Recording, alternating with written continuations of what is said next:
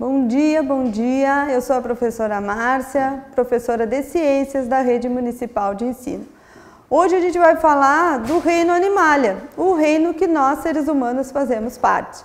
Então a gente vai falar dos vários filos desse reino, dos poríferos, dos coelenterados, plateumintos, nemateumintos, anelídeos, moluscos, artrópodes, equinodermos e dos cordados. Então, o primeiro filo que a gente vai falar são dos poríferos. Tá vendo o Bob Esponja ali? Todo mundo conhece o Bob Esponja. O Bob Esponja é baseado num ser vivo chamado esponja do mar. E que características tem essa esponja do mar? A esponja do mar, ela vive fixa no substrato, ela não se locomove. Ela tem como única abertura o ósculo, ela não possui boca, só essa abertura. Ela é um filtrador, ela filtra os alimentos da água. O corpo dela é cheio de poros, daí vem o nome dela, porífero. E ela tem uma digestão intracelular, ela não tem estômago, ela faz a digestão dentro das células dela. E ela também não tem sistema nervoso. O próximo filo que a gente vai falar são dos coelenterados ou quinidários. Quem são os representantes? Tenho certeza que alguém já viu um deles no mar. Vamos ver? Ali eu tenho as anêmonas do mar, as águas-vivas, que a gente já pode ter encontrado no mar, os corais e as caravelas. Esses são os representantes dos quinidários. E que características têm esses seres vivos? Uma característica bem interessante que são células chamadas quinidoblastos. Essas células têm um líquido urticante e elas que fazem um encontro com um ser vivo desse ser tão horrível, porque elas têm um líquido que queima a pele. Mas essas células elas são usadas para a defesa do animal e captura de alimento.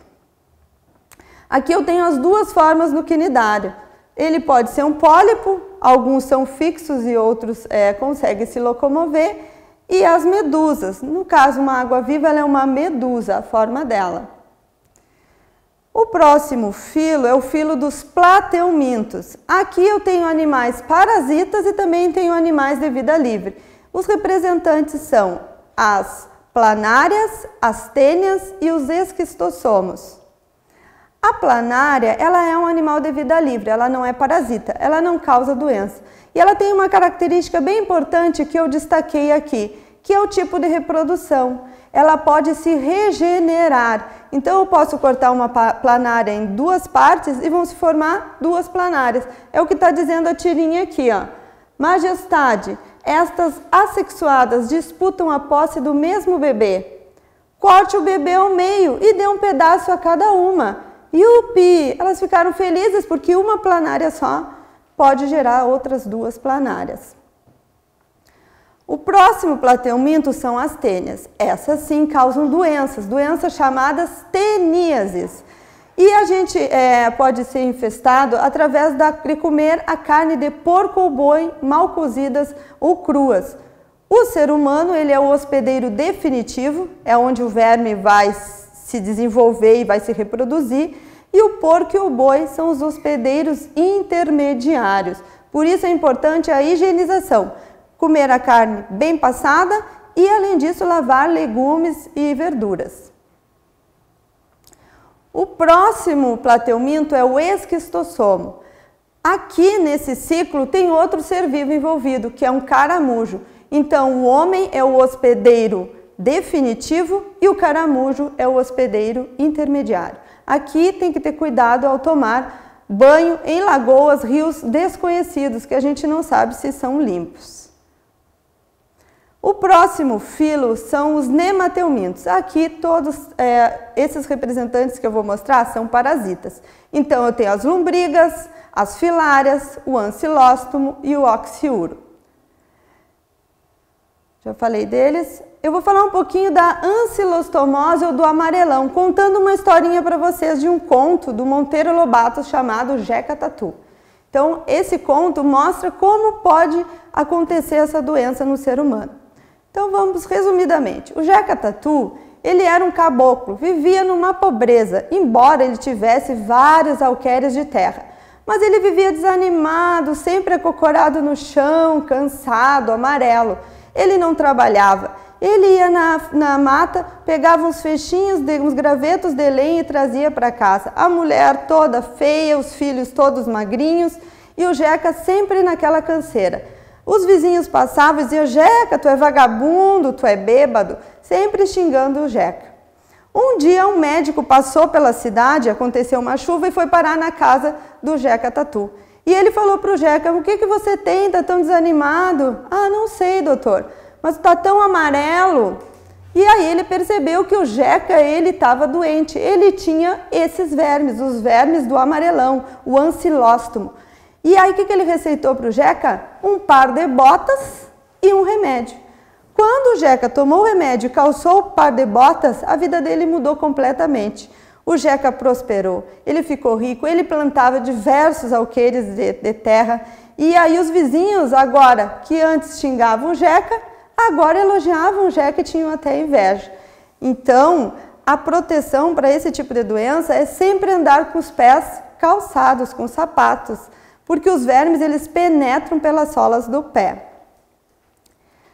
Outro filo é o filo dos anelídeos. Esses também vocês conhecem, tem um ser vivo muito especial aqui que vocês conhecem, que são as minhocas, o palolo, que é uma minhoca da praia, e as sanguessugas. Esses animais têm uma reprodução bem interessante. Eu vou falar um pouquinho da reprodução da minhoca. A minhoca ela é hermafrodita. O que significa isso? Que um único animal possui os dois gametas, tanto o masculino quanto o feminino.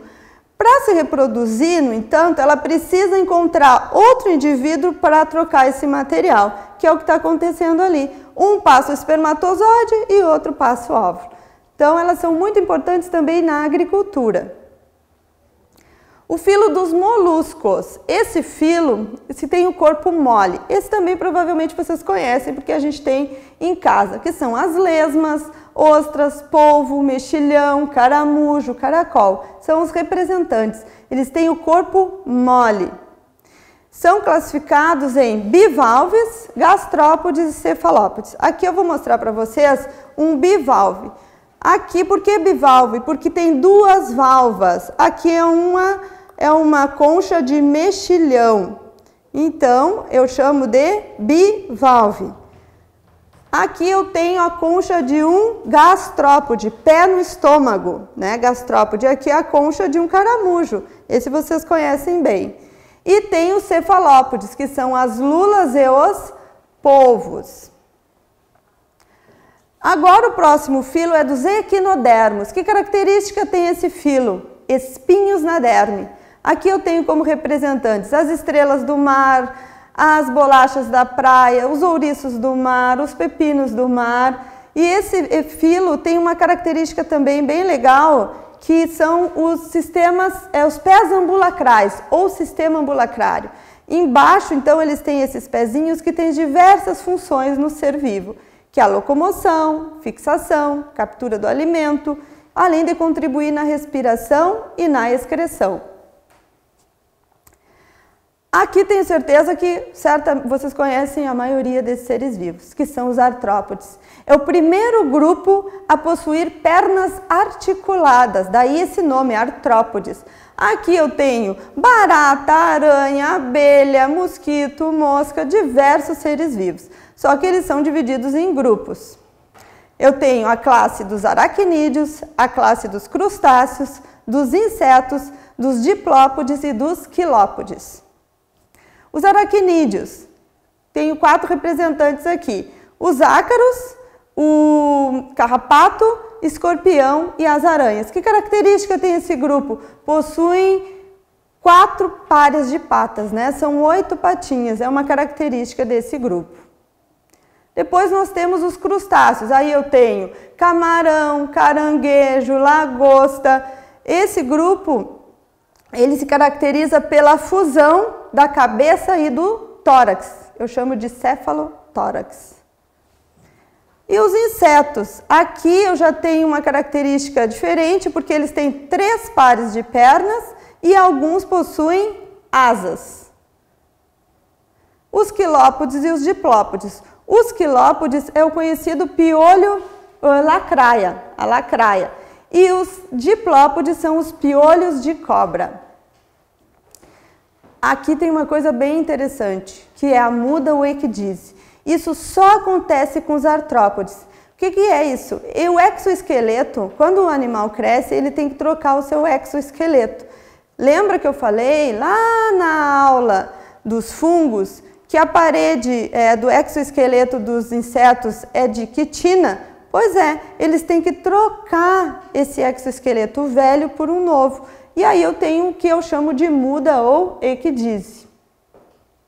E agora a gente vai para a prática. A gente vai construir uma aranha de garrafa PET. Vocês podem pegar uma garrafa PET de Coca-Cola ou de outra garrafa qualquer. O interessante é que essa aqui já tem a marcação. E a gente vai fazer uma aranha. Vocês podem fazer com toda a família, inclusive pede para o pai ajudar a cortar. Nós vamos cortar mais ou menos 2 centímetros depois da marcação.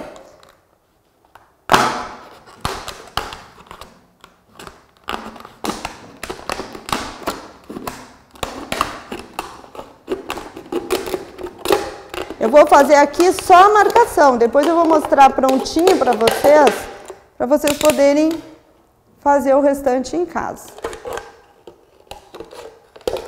Então, aqui tem as marcas, né, da garrafa. Vocês vão cortar todas elas. Aqui deixa 2 centímetros, que é para os pezinhos. Então, a gente vai fazer o corte.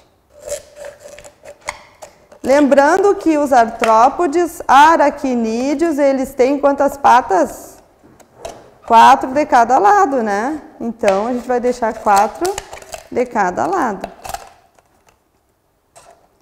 Só vou fazer essa marcação, depois vocês vão usar a criatividade para botar olho, para botar o que vocês acharem mais legal. E esse bichinho aqui, vocês podem brincar, corrida das aranhas, fazer um mobile, e aí vai da criatividade, como eu sempre digo, de cada um de vocês.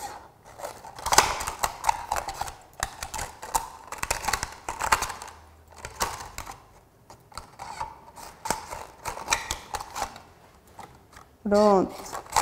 Agora a gente vai dobrar, ó. Vou ensinar a dobradura aqui, ó. Dobra aqui em cima, dobra aqui embaixo, para baixo. Aqui é para cima, aqui é para baixo. E no meio a gente faz mais uma dobrinha. Tem que ficar assim, ó. Tá? Então vocês vão contar 4 patinhas de cada lado. Se precisa, tira aqui as que sobrarem, tá?